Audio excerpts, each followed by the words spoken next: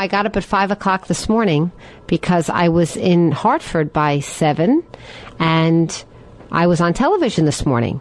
And if you want to see my spiel on Delta Airlines and their position with respect, we covered this on Friday, but if you haven't heard, Delta Airlines decided to form an alliance with Saudi Arabia in order to expand its business into the Middle East.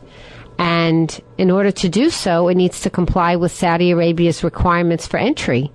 But Saudi Arabia has requirements such as you cannot enter the country with anything that is a non-Islamic religious symbol. So, for example, a cross or a New Testament or a yarmulke or a tallis or a million other things that people might have as religious symbols. Unless they're a certain kind of Islamic symbol, they can be confiscated at the airport. In addition, if you're a woman, you can't get a visa to Saudi Arabia without a male sponsor, because you have to have a male chaperone meet you at the airport. Because you, as an unattended woman, are not allowed to drive, and you are not allowed to walk the streets of Saudi Arabia unless you have an escort and a chaperone meet you, a sponsor. Anyway, you're also not allowed to have an Israeli passport. And the Saudi Arabian embassy to the U.S. says that they deny that they forbid Jews from coming. They admit that they forbid Israelis from coming. But there have been talks or suppositions for years that people are denied visas that have Jewish-sounding last names. Anyway, they don't make any secret of the fact that they are a highly discriminatory country. So the question becomes, Delta, as an American business that claims it doesn't discriminate, is it aiding and abetting the discrimination by having this alliance with Saudi Arabia? What do you think? You think it's just business as usual? This morning, 203-845-3044. And you can watch my talk about it with Logan Burns on WTIC by going on LisaWexler.com. It's right on the homepage, the video from this morning, if you want to see it. The argument is that Delta is just complying with a government's rules like any other government. And the counter argument is you're an American company. In some way, you're supposed to promulgate American values. How dare you have an alliance with a company that is so obviously discriminatory? I have to tell you, I thought was very funny. One of the responses of the Saudi Arabian embassy was that carrying non-Islamic religious articles was not a barrier to entry into Saudi Arabia. But once you're there, they can take them away from you. So you can get on the plane. But what are you supposed to do? Throw them in the garbage can? You're supposed to throw away your Bible when you land? That is the most asinine thing I've ever heard. Isn't it? You can get on the plane with them, but you can't get off the plane with them. It's crazy. Anyway, I went on Travelocity, and I went on a couple of other websites to see if I wanted to travel to Saudi Arabia from New York, how I would get there.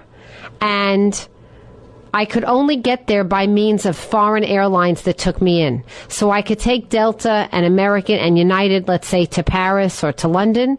But to get into Saudi Arabia, I had to take Qatar or Egypt Air or Saudi Arabian Air or Lufthansa or Air France or British Airways. Those are the ones that I found.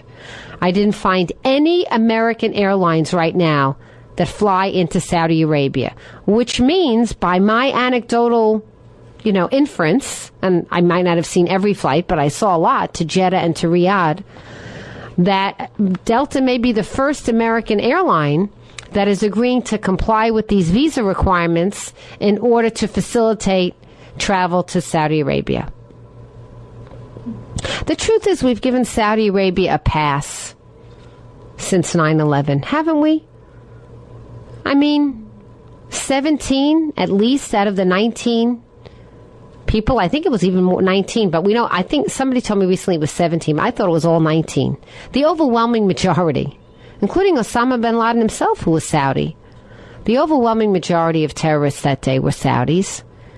And if you saw Fahrenheit 9/11, Michael Moore's film, which is must viewing, by the way, you saw how the Bush administration quickly and hurriedly allowed the Saudi royal family to have expedited flights so that all the relatives of Osama bin Laden, who might have been able to be questioned, you think, about his whereabouts at the time, were given expedited, preferential treatment to get out of this country. You saw them get out of the country. The videotape is there. They were allowed to leave the country. And the Bushes have always had a special relationship with the Saudis. It goes back many, many years to their common oil interests. So we've had a very love-hate relationship with the Kingdom of Saudi Arabia, even to this day. When President Obama is no doubt frustrated because he's all for, at least he seems to be to us, all for these citizen democracy uprisings and rebellions. He was even encouraging them in Bahrain. But you notice how we got quiet when Saudi Arabia sent their own army in to protect the Kingdom of Bahrain? You notice how quiet President Obama got on that score? Because we need Saudi Arabia. Because we need their oil. We made them rich. They have a very big, expensive army and air force. Who do you think sold them the planes? Who do you think taught them how to do whatever it is they do? We did. We did.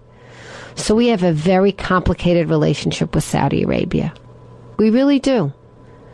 And because we depend on them for oil, we've been forced to look the other way at their gross treatment of women, really gross, at their non-apologetic discriminatory treatment of anybody who isn't a certain kind of Muslim individual. I mean, just look how we treated South Africa for years before the apartheid regime finally fell. They were a pariah of international relations. They were blacklisted, and rightly so. And we give Saudi Arabia a pass, this country. For how much longer? As long as we need oil. Until we develop our own sustainable energy in this country, we're going to continue to give Saudi Arabia a pass. I'd like to know, I read the blogosphere. It was full of comments, and then, of course, Pamela Geller had to weigh in. She of the anti-Ground Zero movement. She equates this with furthering Sharia law. But what do you think? Is this just like shrug the shoulders, more up in the air? Well, business is business, Lisa, what can you do? Or do you think this is something that would make you less likely to fly Delta domestically? Would you think twice about it? Or do you not care at all? I would like to know how you think about it. Does that make you less likely to fly Delta here? Or could you really care less? You'll still go for the lowest rate when you're doing your comparison and analysis. It's going to make me think twice. I think twice about everything. It's going to make me think twice for sure. And their response, they're non-responsive. We're only following orders, right? We're only doing what they say. That we're only following orders. It doesn't really wash. Doesn't really sit well. Okay, here's the other story I wanted to talk about. My outrage of the day.